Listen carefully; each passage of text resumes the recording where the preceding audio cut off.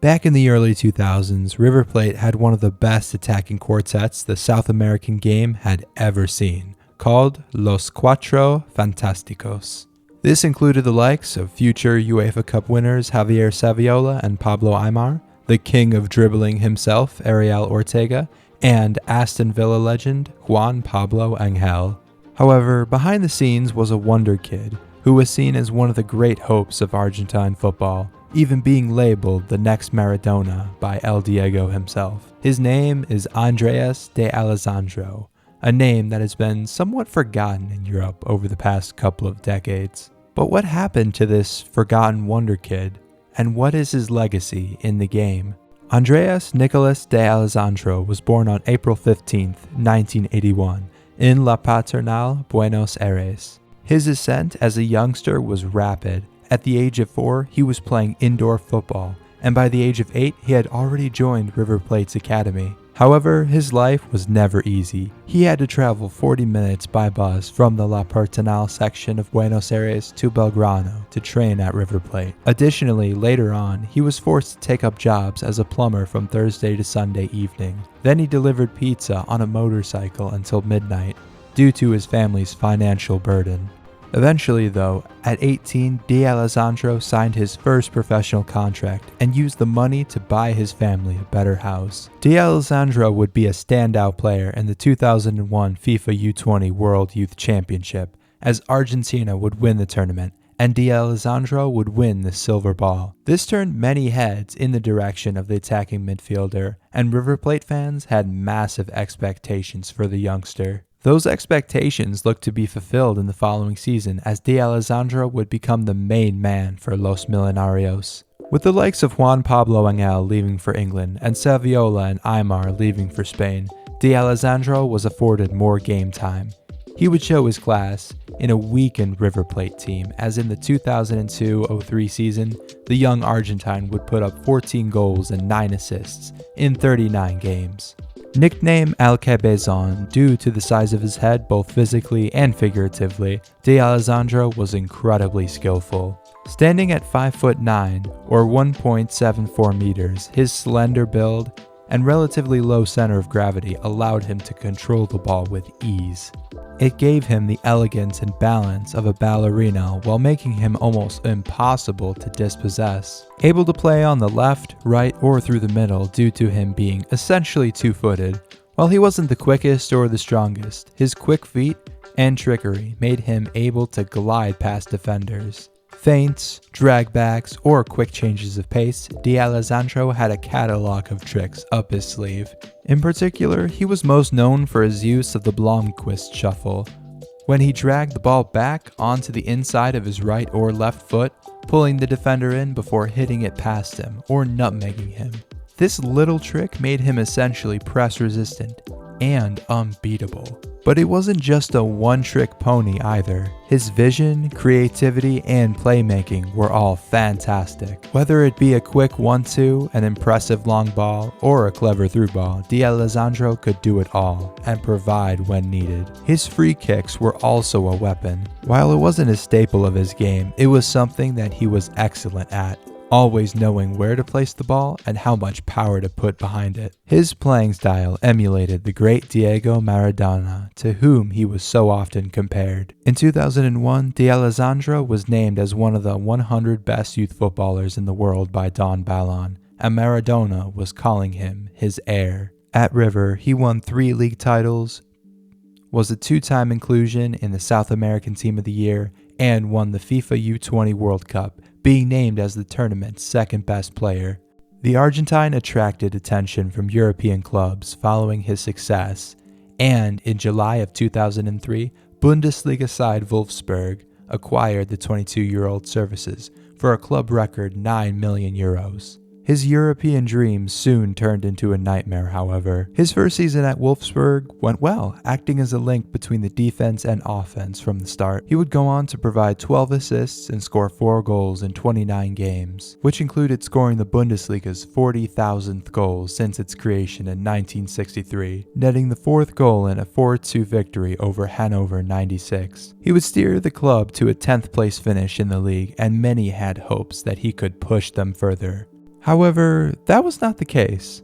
A gold medal at the 2004 Olympics was another highlight for D'Alessandro and gave Wolfsburg fans more hope for Alcaezon.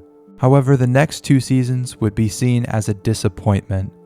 D'Alessandro seemingly lost interest and started to struggle with the intensity and physicality of the Bundesliga. In addition, he suffered several injuries, meaning that the promising playmaking talent only made 37 appearances in his next 2 seasons. He was eventually loaned out to English club Portsmouth in 2006, having been labeled as a Bundesliga flop. The Portsmouth team he joined would be in shambles. Pompey were on the verge of relegation under Harry Redknapp, and D'Alessandro was their star signing, expected to keep them up. Despite his low output, his impact was felt as Portsmouth survived and Redknapp kept his job. He sought to sign the Argentine permanently, but he was attracting the attention of many European clubs with strong interest from the likes of Atletico Madrid and Benfica. He would end up going to La Liga outfit Real Zaragoza, citing his desire to play in Spain as a major factor in his decision, first on loan, then on a permanent.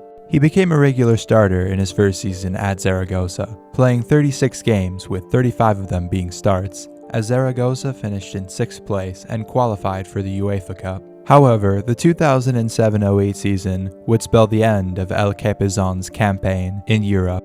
By winter break, he played only 14 matches while only having 3 goals in that period. A training ground spat with him threatening the life of Argentine compatriot Pablo Aimar and gaining the scorn of manager Victor Fernandez meant that his time in Spain was up. The Argentinian would leave for San Lorenzo on loan to link up with his former coach Ramon Diaz. D'Alessandro went on to get 3 assists in his next 5 games before he got 2 assists in just 5 days, with 1 against Gimnasia and 1 against Diego Simeone's River Plate in the Copa Libertadores. San Lorenzo finished 4th on the overall table, with D'Alessandro finishing with 2 goals and 5 assists in all competitions. But rather than staying in his home country, he decided to move to Porto Alegre and join Internacional in the summer for €5 million. At the age of 27, D'Alessandro was arguably in his prime, and it showed. While he wasn't as explosive, he became a more refined playmaker, operating on the right. His control, experience, game sense, link-up play, and passing made him lethal. While he wasn't a regular in the squad yet, his impact was crucial, making 4 goal contributions in 7 games, as the Brazilian team would go on to beat Estudiantes 2-1 on aggregate to win the Copa Sudamericana. He was named in the South America Team of the Year for the 3rd time and established himself as one of Internacional's most important players. In the following season, more silverware would follow as Internacional won both the Taça Fabio Koff and the Taça Fernando Carvalho, which declared them winners of the Campeonato Gaucho, the state championship of Rio Grande do Sul. While D'Alessandro was impressive, no one would anticipate the season that he would have next. The 2010 season would see Internacional finish 7th in the Campeonato Brasileiro Serie A, falling further away from the title. The Copa Libertadores, however, would be a different story. Alcaezon was crucial in almost every game, even assisting the winning goal in the first leg of the semifinals. Another assist by the Argentine in the second leg saw Internacional progress to the final on away goals. The club from Porto Alegre would beat Chivas in both legs of the final to claim the greatest honor in South American football. D'Alessandro finished the season with 1 goal and 8 assists in all competitions, and was declared the 2010 South American Player of the Year, finishing way ahead of the likes of Juan Sebastian Veron and Neymar. Unfortunately, in a cruel, ironic twist, he was snubbed from Argentina's 2010 World Cup squad by Diego Maradona, the man who called D'Alessandro his heir. D'Alessandro was stunned and later stated in an interview, "2010 was one of the best years of my career. It was strange not being called up after having played 5 finals in 2009 in Brazil and being voted as the best player in the Americas. He didn't even call me up to the squad. If I remember correctly at the time, about 130 players were called. It was more than just football. My brother was in a relationship with one of his daughters. I never spoke to him about it, but there are certain things you know about. I respect him. El Diego is El Diego for me too. I have my opinion and he has his. I still have my thoughts about it, and no one will change my mind about it. I know what happened, and I can imagine how it was. Internacional would then finish third at the FIFA Club World Cup, with D'Alessandro getting a goal and an assist in the UAE. There was a talk of a return to River Plate for him, but Internacional Executive Director Newton Drummond described the 29-year-old as priceless. Anything is possible in football, but there are no concrete offers for D'Alessandro right now. We have only had news and rumors that River is interested. D'Alessandro would pick up his third piece of South American silverware in the form of the 2011 Recopa Sudamericana. Additionally, he would win his second Campeonato Gaucho title. His equalizing goal in the final ensured that the game would go to penalties, where the Reds would win 8-6, with the Argentine converting his. On top of that, D'Alessandro would have one of the most productive seasons of his career, getting 16 goals and 9 assists in 50 games, which is a goal contribution every other game. World-class numbers. Despite this, D'Alessandro was snubbed by Argentina again, not being called up to the 2011 Copa America, an absolute insult. The Steamrollers' reign over the Campeonato Gaucho was reinstated with another win in 2012, but it was in the following season that the 32-year-old was on another level. Internacional dropped 3 places and finished in a disastrous 13th place, representing a slow and painful decline. However, the performances of El Capizón made sure that Internacional stayed competitive. 30 goal contributions in 58 games, the best output of his career. At the time, the number 10 position he excelled in before was all but extinct. However, he transitioned perfectly into an all-purpose winger. D'Alessandro aged like a fine wine, running the show even though he was in his mid-30s. While his pace had all but deserted him, he was explosive and still possessed excellent control and skill, being a nightmare for opposing fullbacks. His intelligence, near-flawless decision-making, and two-footedness made him unpredictable. You never knew whether he would rip a shot into the back of the net, make a clever pass to draw the defense out, or deliver a deadly cross out wide.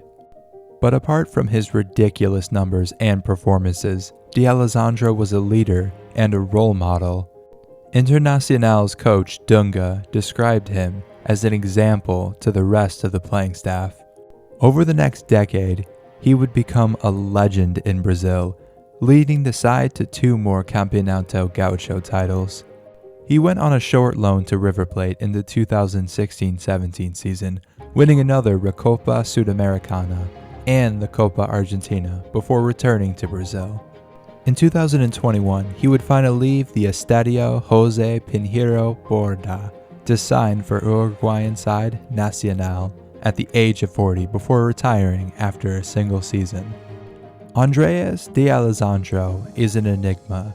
The Argentine is remembered as an idol and a legend in South America, but his short and underwhelming stint in Germany, Spain, and England made him all but forgotten by Europeans. The unfortunate truth is that he couldn't truly fulfill his potential. Had he settled in at a top European club and performed like he did at River Plate and Internacional, we would be talking about a generational player and one of the 21st century's greatest attackers. Nonetheless, his character, passion, talent, and dedication touched the hearts of Brazilians and Argentine fans alike. The way he effortlessly demolished defenses, single-handedly, even into his late 30s, is unlike anything we have ever seen, especially coming in a grueling and hyper-competitive league with some of the greatest emerging talents. Should not be overlooked. The way he led a declining Internacional team to greatness as a talisman is the stuff of legend, and that is what D'Alessandro should be remembered as: a captain, a leader, a winner, and a legend.